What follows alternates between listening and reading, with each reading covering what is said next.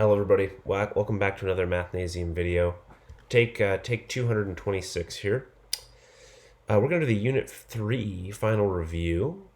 I'm just kind of running through what we learned. And this today is all about functions. So root word there being fun. Let's have some fun, shall we? Moving on to our first example. We learned about discrete functions and we learned about continuous functions.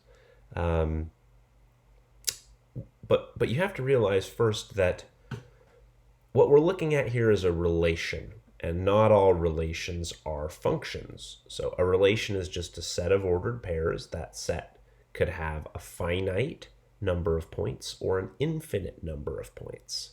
Okay. A discrete function is made up of distinct points, and a continuous function is made of a bunch of points along a curve. So to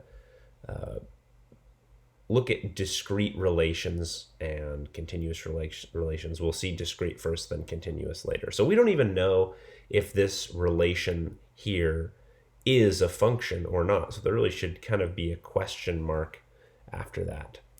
Okay, so relations, discrete relations, can be represented in four ways. The first way is a set. The second is a table.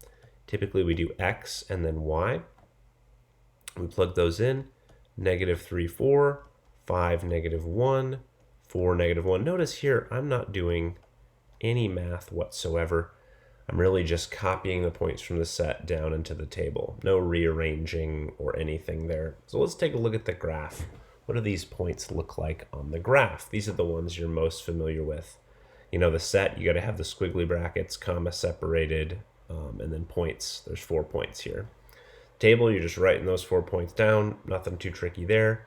In the graph, we are plotting those points from the table and from the set. So -3, 4, 5, -1, 4, -1, and -3, 0. So here we have a discrete relation. We have not made the determination of whether or not it is a function. But the last thing I'm going to look at is the mapping. So what's a mapping? A mapping is when you take all of the domain in the discrete relation, that is -3, 5, 4, and -3, and you write them in numerical order, but you shouldn't have any repeats. So it should be -3, and then 4, and then 5 in the domain. So even though we have 4 points, there's only 3 elements of our domain, because one of them was repeated in the table, you can see. And it's going to turn out similarly with the range. The range is all the y values. So the domain is the set of x values. Range is that set of y values. So let's do that really quickly. It's 4, -1, -1, 0. The lowest there being -1, and then 0, and then 4. And so what we do with a mapping is we connect those with arrows. -3 goes down to 4 down here. 5 goes up to -1. 4 also goes to -1, and -3 also goes to 0. So that's what our mapping looks like. The question is this a function or not? Let's take a crack at this. Is this a function? The definition of a function is a relation in which every input has exactly one output. The metaphor that I used in the lesson was a vending machine. Vending machines can have multiple codes that give you the same snack, but one code would never give you 2 different snacks. Something would be awry with the vending machine there. So the code is the input, just like our domain. The range is the output, just like the snack. So is this a function? The answer is no. This is not a function because the input, -3, has more than one output. But you guys probably already knew that. So there we have it. Our first example. Moving on. Example 2. Let's run through this one a little faster if we can. I'm going to kind of jot these down really quickly. X, Y. Our 4 points are 1, 3, -2, 3, 0, 2, and 3, -2. So this one wasn't a function because one of the inputs had more than one output. if we look at the mapping of this function, let's get our domain in there first. So we have, looks like 4 different elements of our domain. So that's going to be -2, 0, 1, and 3. And we have 1, 2, 3 elements of our range. It's -2, 2, and 3. Let's make those connections. So 1 is connected to 3 here. And then it looks like -2 is also connected to 3. That's okay. With a vending machine, 2 different codes can give you the same snack. Okay, 0 is connected to 2, and 3 is connected to -2. All right, so our mapping, every input has only one output, or exactly one output, which is what we want. So you just want one line coming from each of these things that are in the domain. Now, if you were to accidentally write the -3 twice, then you might make a mistake in your judgment, so just be careful. All right, so we have 1, 3 here, and then -2, 3 right there. 0, 2 is right here, and then 3, -2 over there. So here's our relation. Is this a function? Yes, it is. It is a function, so we can express that down here. This is a function. Every input has exactly one output. So that was probably loud, my typing. I apologize. There's another way to determine a function on a graph, and that's something called the vertical line test. If you can draw a vertical line that passes through the relation at more than one location, then it fails to be a function. So, and it fails the vertical line test. So it's impossible for us to draw a vertical line that passes through these 4 dots more than once. But if I go back up here, you can see that it will pass through these 2. So the vertical line test can also help us determine a function. If the vertical line passes through 2 points, it's not a function. So down here, let's apply that vertical line test. And let's see what we've got going on. I'm going to draw quickly a vertical line, and we're just going to drag that around. Use that to our advantage here. Still in 3, 1. Okay, will this vertical line ever cross that red line in more than one location? It will not, so that means this passes the vertical line test, and it is a function. The red one is a function. So how do you justify this? This passes vertical line. Whoops, where's my, there we go. Give me the, there we go, yeah. This passes the vertical line test, so it is a function.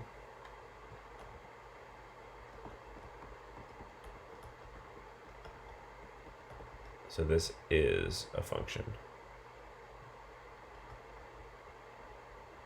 Okay, great. All right, now we can run through, like, say with this purple one. Can you draw a vertical line that passes through it in more than one location? Yeah, there's lots of spots. Right here, right here, right here, right here, right here. So all you need to be able to do is draw that once. So here you would say this purple one fails the vertical line test. So therefore it is not a function.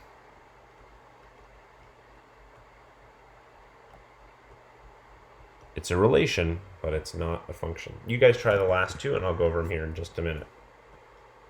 All right. Feel free to pause the video. Okay, this one. Is this one, the one in blue, is this a function? Let's see, can we draw a vertical line that passes through it more than one location? Yes, we can. Right. It's moving slowly.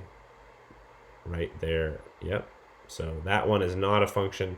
The green one is a function because we can't draw a line that passes through it in more than one location. This is the computer. Come on, little computer. There we go. It's impossible. So this one in green is a function. The one in blue is not a function. All right, let's move on to a slide that's not going to melt my computer. All right, let's talk function notation.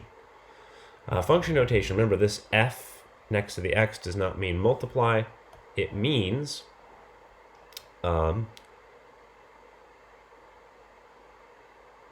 that this is basically a machine, and its job is to take whatever x is, multiply by 5, take the result of that, and subtract it from 3. So this means f of x, g of x, and the f, g, and the h are the names of the functions that help us distinguish what the function does. Okay, so if it says f and then a -6 in here, this is read f of -6. -6 is my input that's being sent to my function, where it's going to do math and spit out an output.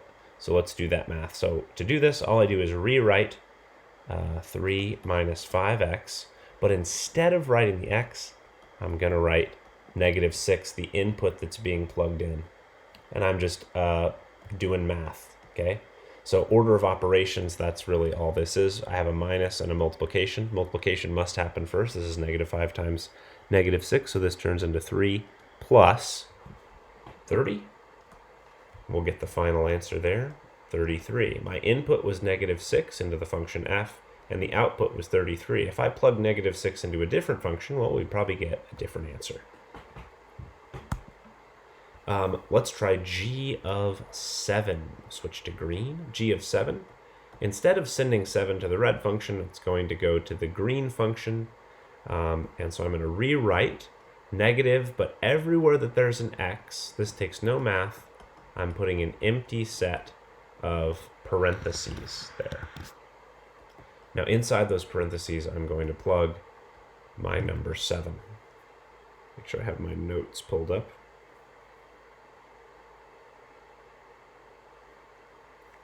All right, perfect. Look at that. Wonderful, wonderful. Let's keep cracking. All right, order of operations. I've got a -7 squared. This is really kind of a -1 times 7 squared. We just don't write that little 1. Minus 3 times 7. So following the order of operations, the exponent is going to have to happen first. So 7 squared is 49. And then the negative, this 2 is only on the 7, not including that negative. If that were inside, it would be a different story.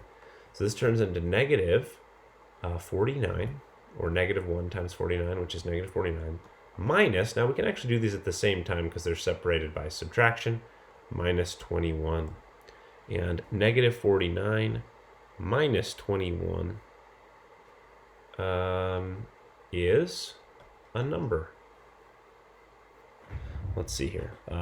60 should be -70. I think that's right. 49. Yeah, that looks good. Nice.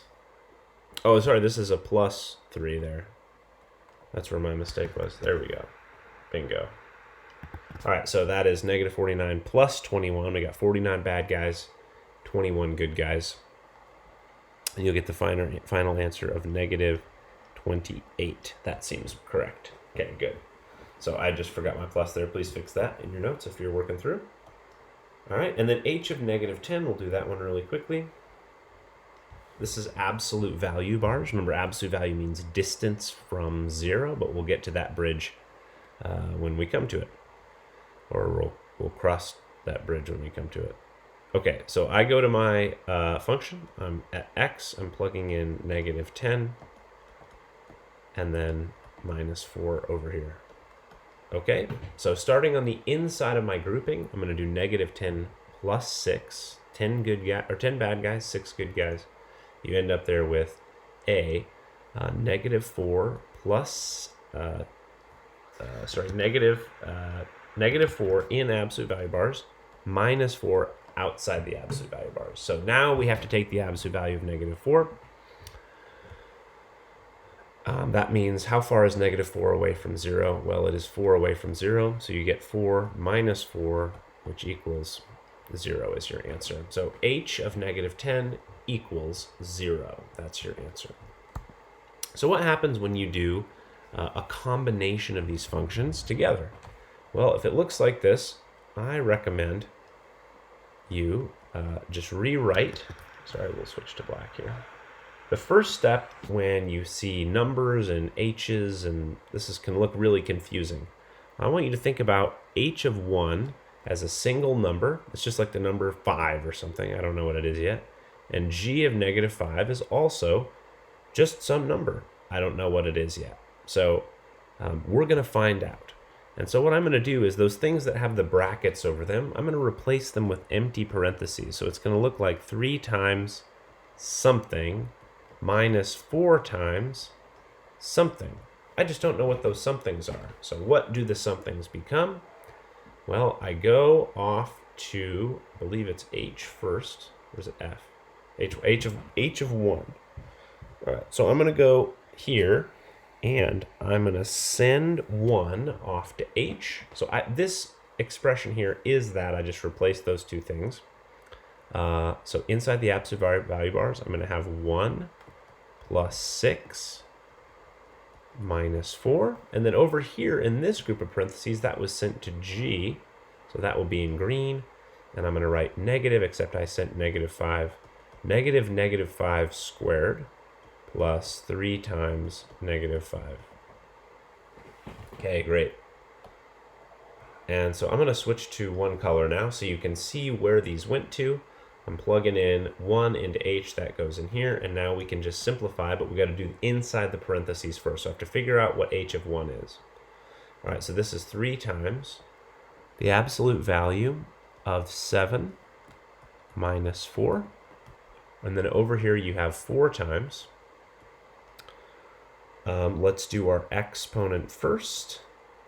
Negative 5 squared is a negative 5 times negative 5, which is positive 25. I know I have a negative there, but that negative is from this, not from that multiplication. Then we have positive 3 times negative 5, which is minus 15. All right, let's group those together. Let's do 2 steps at once here. The absolute value of 7 is 7. 7 is 7 away from 0, so this is 7 minus 4, which is 3. Then over here we have negative 25 minus 15, which is negative 40. All right, so let's multiply 3 and 3 there to get 9. Do our multiplication first. Negative 4 times negative 40. Well, that's a negative times a negative, which is positive. 4 times 4 is 16, add a 0. So this is 160 plus 160. So our final answer is 169.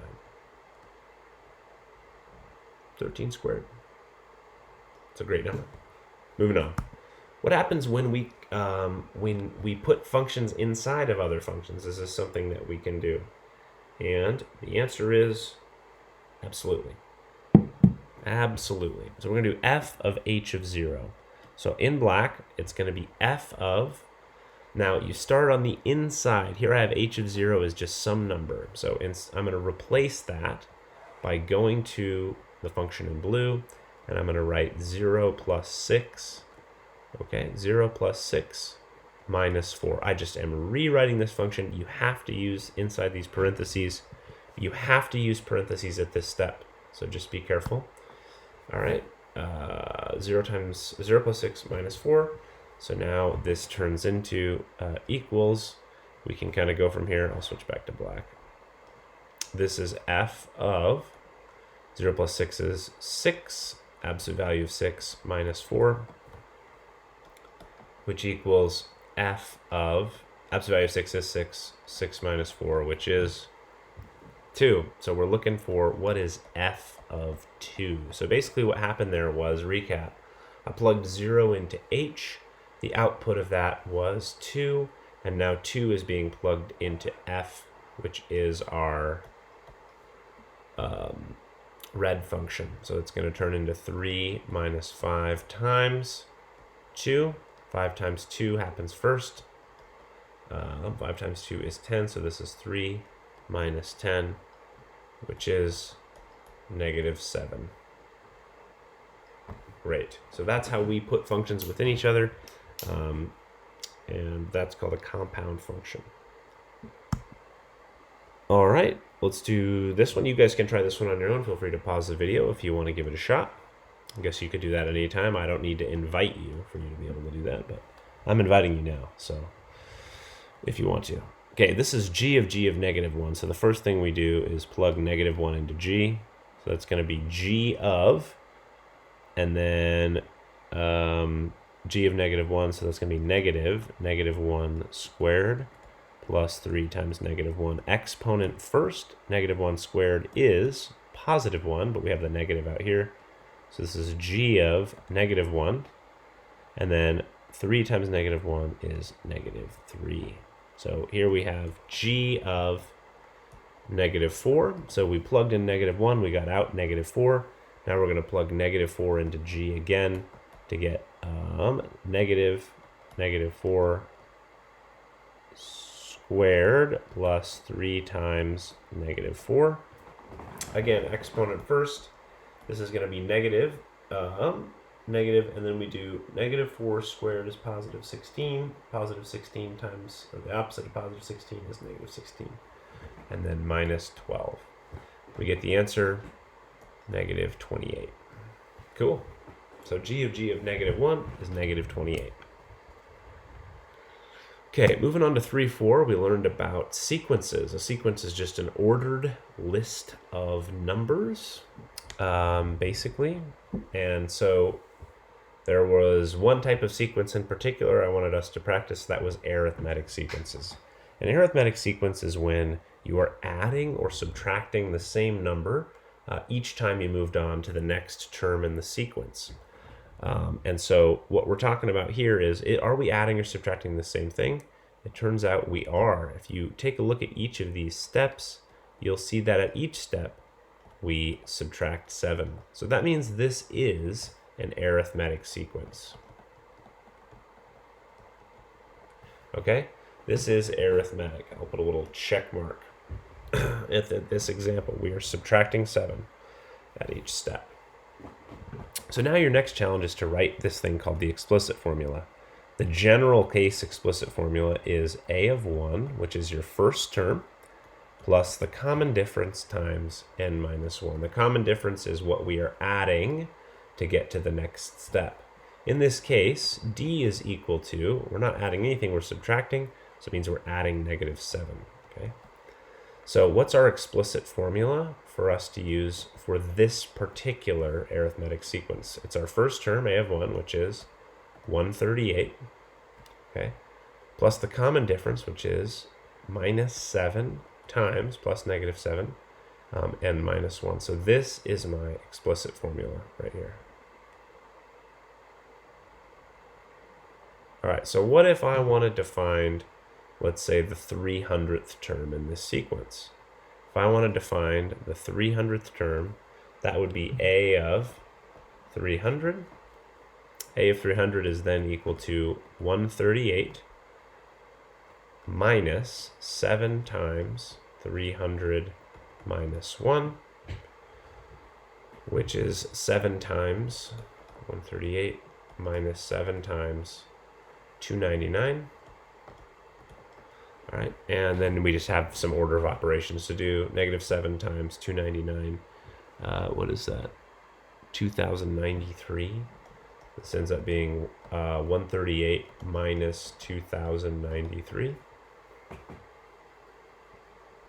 So the 300th term in this sequence is, zoom in here, if I've done my math correctly, negative 1,955. And that's how you work with arithmetic sequences.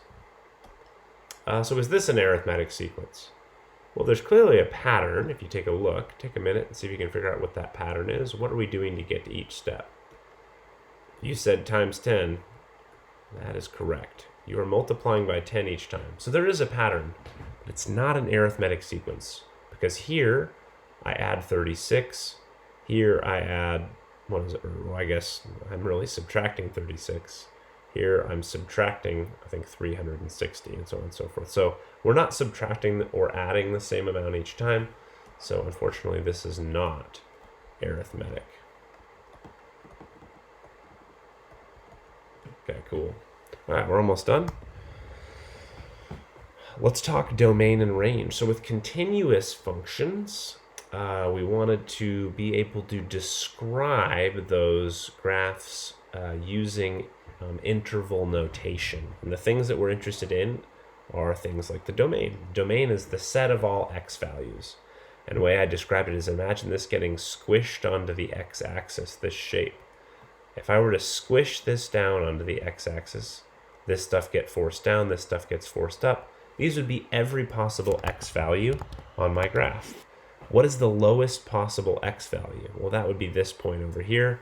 The lowest x value is at -7. Up to the highest possible x value is 7, except you can't get to 7. So since that's an open circle, we use parentheses. Since that's a closed circle, we use a bracket. And there's no break in between. You can go from -7 to 7 and not run into any issues.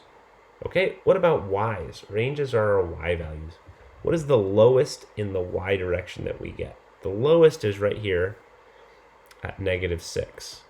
Okay, and what's the highest y value we observe? The highest y value is this point here, up at 4. Now, since both of these are closed circles, we can put a bracket on each of those. Okay, increasing, decreasing, positive, negative, all deal with the x values. So you start with the increasing means, where does this function have positive slope? Okay, it has positive slope in this region here. So what are the x values that region? What's the lowest x value where it's increasing? Well, it switches from decreasing to increasing right here at -2. So you would say from -2 up to 7. Increasing and decreasing are always just parentheses. You won't have any square brackets. Okay, where is it decreasing? It's going downhill in this section right here. So that would be from -7 up to -2. So again, we're just looking at the x values. We're looking from here to here. That's where it's decreasing. Imagine this getting squished onto the x-axis there. So from -7 to -2. I think we're doing pretty good so far. Where is it positive? Where is it above the x-axis? It's above the x-axis right here and right here. The question is, what are the x values at those points? So I'm only interested in the x values. It is positive from square bracket, because that's a closed circle, from -7 to where positive again means above the x-axis.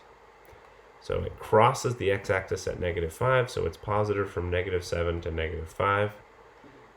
And that at -5 needs to be parenthesis because on the x-axis it's not above the x-axis. And then there's another section over here from 4 to 7. That one has parentheses because it's an open circle.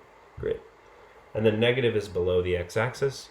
That is from -5 to 4.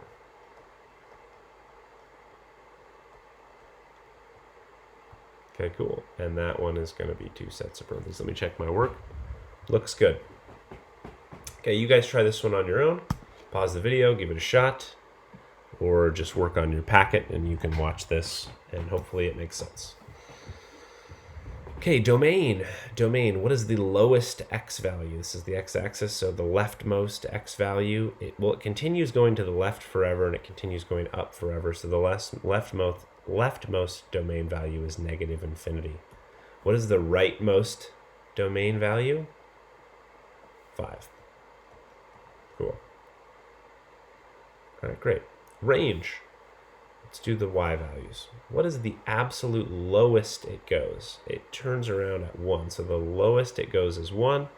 And the highest it goes is not right here because this arrow continues going up that way. The highest it goes is infinity. And there are points at everything from 1 to infinity. You can find lots of them. Okay, so that would be parentheses. And since there is a point that has the y value 1, we're going to see a bracket right there.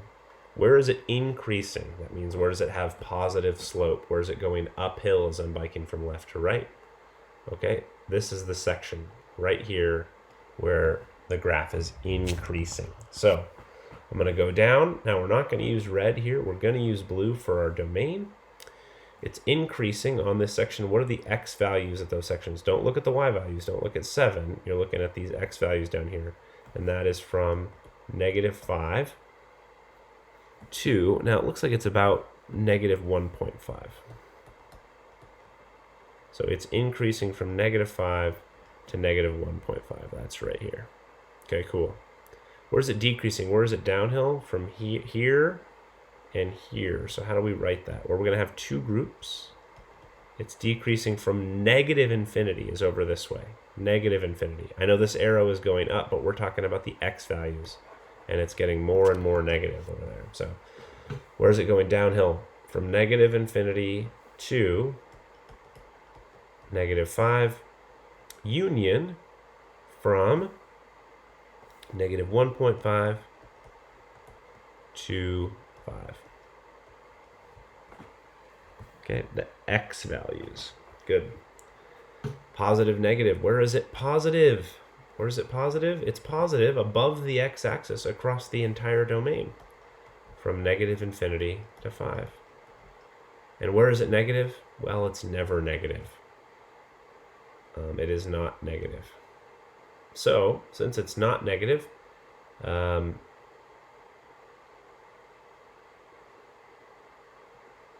you know what? I have a mistake. Hopefully you guys caught that.